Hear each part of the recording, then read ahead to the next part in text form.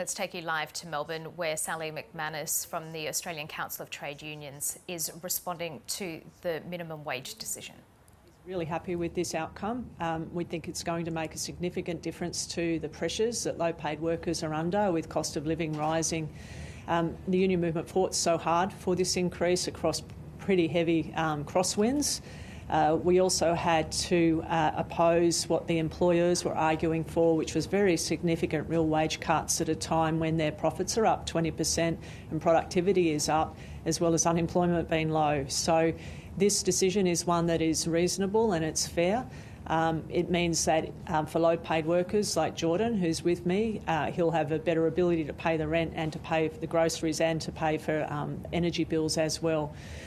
It is disappointing that they have said that they're going to delay these increases for parts of the workforce, that mainly been in the area of hospitality and in airlines. We know that airlines and aviation at the moment is actually very busy and has recovered, and that we believe that that is not a reasonable thing to withhold those increases for that period of time. The employers in this country argued for big real wage cuts of around 3%. That would have actually had a big negative effect on the economy and also, of course, hurt working families considerably. The union movement is happy and proud that we've fought for this increase and that it's going to make a big difference for so many workers. I would say this, there's two big levers in our wages policy that makes a big difference, or makes all the difference for pay increases in our country. The first is what we've just had, which is the annual wage review, which affects 25% of the workforce. They now know what increase they are going to get on the 1st of July this year. So anywhere between, for the lowest paid, $40 a week, and for the highest paid under awards, 4.6%. Now, for the rest of the economy and for the rest of the working workforce, they don't know how much they're going to get. The other big driver of wage increases is collective bargaining. Collective bargaining in our country has fallen off a cliff. 12 years ago, it was nearly 30% of the workforce covered by collective agreements. It's plummeted to around 15% now. And it's like the engine room of wages growth is bargaining, alongside what happens here with the annual wage review. And when that engine room has conked out, you're in a situation where we've got low wage increases that have been bedded in for a long period of time now. We know from previous annual wage increases it makes a small impact in the overall wage increases, so around 1%, like a bit less. It makes a bump to what will happen with wages overall, but not enough to lift it to a point where people are able to cope with cost of living increases, or for that matter, like to deal with the decade of neglect that we've had.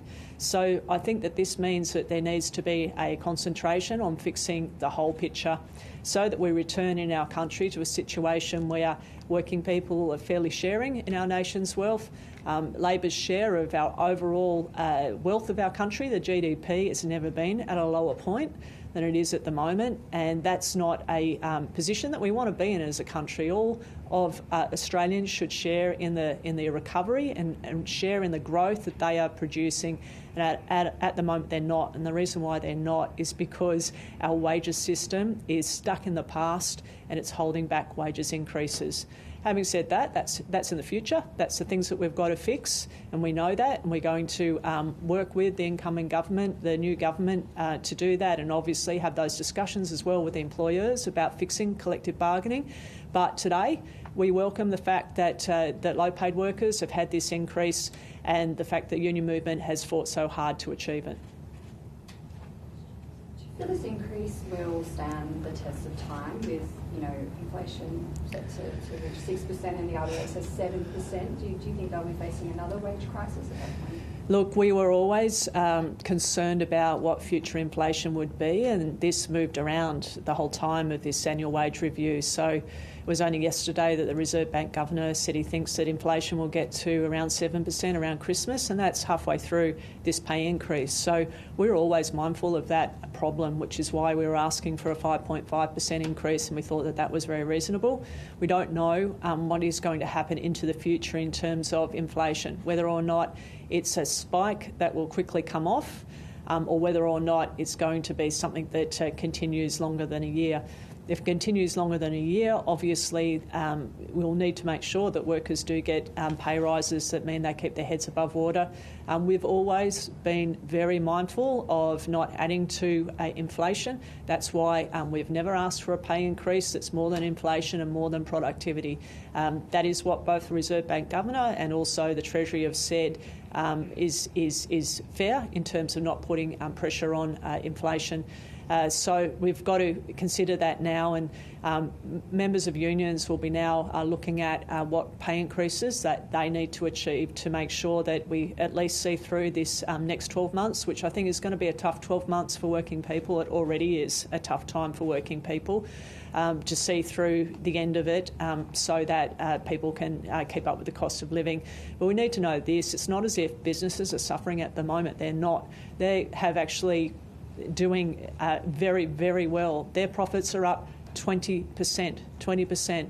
If we had have won the 5.5%, that would have equated to 1% of their profits, a small amount. And that's what working people in our country are asking for, to fairly share in the recovery, to fairly share in all of that. That means employers need to give pay rises. And as we know, pay rises don't just come about because unemployment is low. Unemployment's low at the moment, and we're not seeing those pay increases. They don't just come about because productivity's up. Productivity's up at the moment, we're not seeing those increases. They don't just come about because companies can afford them. They can afford them at the moment, but they're just choosing not to give it. This has all got to do actually with workers' bargaining power, and it's about time as a country we faced up to that is our problem, and we need to fix the whole system so that it's rebalanced. How disappointed, are you really disappointed that it's fallen really short of that 5.5%?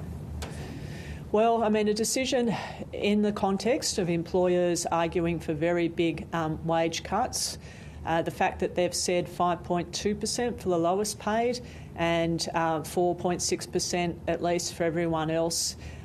Whilst it's not exactly what we wanted, we welcome this increase because we know that it is actually going to make a big difference to 25% of the workforce. We're talking about millions of people and their families that will have a better chance of being able to afford the groceries, afford their rent, afford their petrol and their energy bills. So you think, how much of a difference do you think it will make for a household on minimum wage, if any?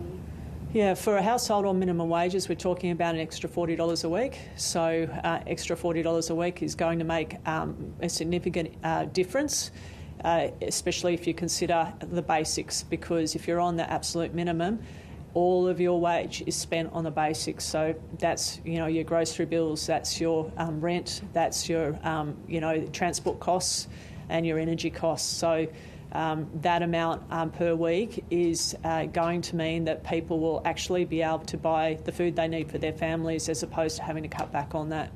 Can you explain as well who we're talking about when we're saying people on the minimum wage? What's the age of these people?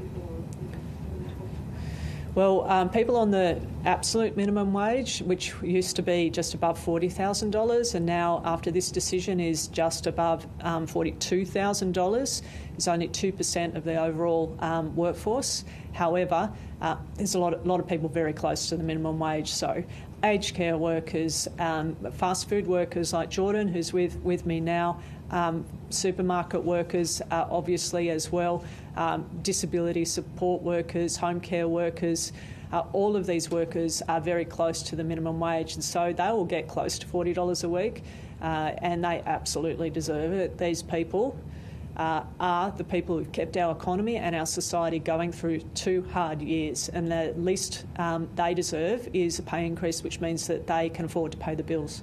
Are we able to hear from Jordan? Totally can.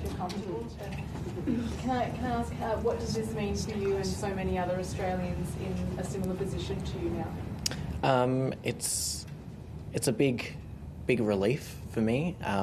It means that I'm going to be able to confidently work, knowing that I'm going to have the bare minimum covered, and that hasn't always been the case, especially with having to do university at the same time, like a lot of people struggle to do full-time. That's 36 hours just for uni, then having to work 36 hours a week on top of that just to cover the bills. It's quite hard. What will the extra money go towards, Jordan? What will you be spending that little bit extra each week? or each fortnight? It's probably going to go towards groceries, but I mean, you learn to be very, very conservative with your money, and I mean, I hope that I'm able to put some of it into savings. Who knows what that will go towards in the future.